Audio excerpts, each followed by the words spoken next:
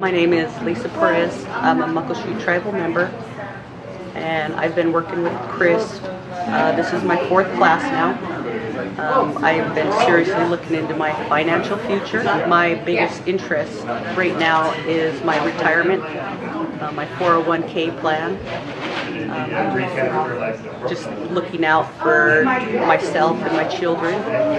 So that's what we're going to spend our time today talking about. How to take care of the money that you earn wisely, safely, and most of all, successfully, so that you can be on a path to a bright financial future no matter what your income level is. I love that, Chris came to our community to teach us things that nobody else was willing to teach us before. And I'm happy for our next generation that they can look towards their future and taking care of their children. So, is there an easy, simple way to measure your financial condition that can be expressed in just one single number that's easy to compare to your own history and your own goals? The answer is yes. There is one true measure of your financial condition, and that's called net worth. I've developed this bathtub model, and when I describe it in terms of a bathtub, it's a lot easier for people to understand. So if you look up at the top, the faucet with water going into the bathtub, that represents your income. If you look at the drain going out of the bottom of the bathtub, that represents your spending. Or you can think of it as the lifestyle that your spending supports. But what's most important is the water level in the bathtub. And the water level in your bathtub represents your net worth. Okay. So if you want to build your net worth, how do you do that? Well, when you think of it in terms of a simple bathtub model like that, it's obvious. You've got to spend less than you earn, consistently, month after month. That's the only way the water level in the bathtub can rise. My name is Catherine Jones, and I'm a tribal member here at the Muckleshoot tribe, as well as an employee.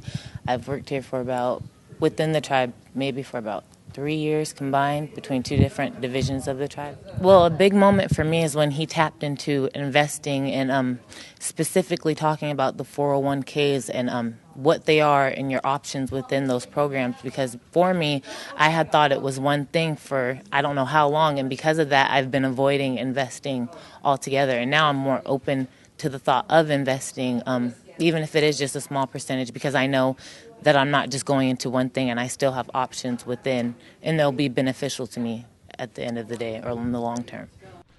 Okay, I want to start out by telling a story, and it's actually a true story, but I'm not going to use a real name. We're just going to call this person Mary Muckleshoot.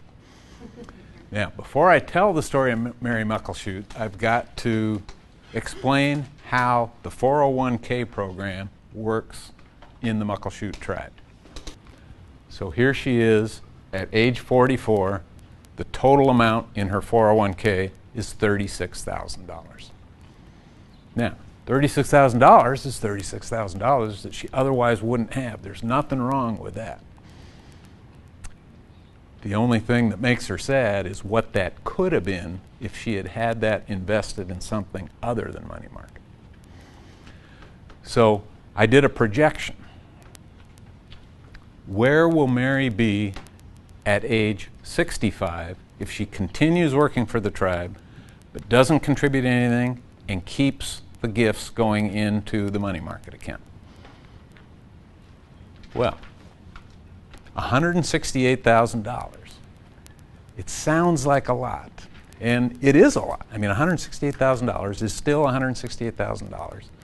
That's what you'll get if you do nothing and work for the tribe from age 29 to age 65. So a few days ago, I sat down with Mary and we made 2 changes to her 401k account. If you just take the amount of time it took her in front of the Fidelity website to make these changes, it was less than 10 minutes. Here's what Mary's financial future looks like now based on the 10 minutes we spent on the Fidelity site. Today, it's still 36, But when she's 65, 1.1 million, based on 10 minutes in front of the Fidelity screen. Hi, I'm Clint Eiley, and I'm from the Muckleshoot tribe. And I'm Linda Eiley, and this is my husband, and I work for the Muckleshoot tribe. For me, the reason I wanted to attend, and my biggest takeaway was that starting work later on in life and being closer to retirement than a lot of the other individuals in here, it was really important to me that there was still time to save for our retirement. Yes, I agree. It's hard to think it's too late, to think it's not too late, being that we're a little bit older than the young ones that were here. But for the young ones, it would be good to start now. And Yes. we wish we met someone like Chris Years ago. at least a little earlier, Hands down, we would recommend Chris and your awesome financial future to everybody, And- whether you think you're financially savvy or not. And I would just like to give a big thank you to Chris for all his knowledge that he shared with me. A big thank you to the Muckleshoot Indian tribe for allowing him to be here, to teach us. And a big thank you to Alma, the housing director, for letting Chris come, to the Muckleshoot tribe, to share his knowledge with us. And thank you very much.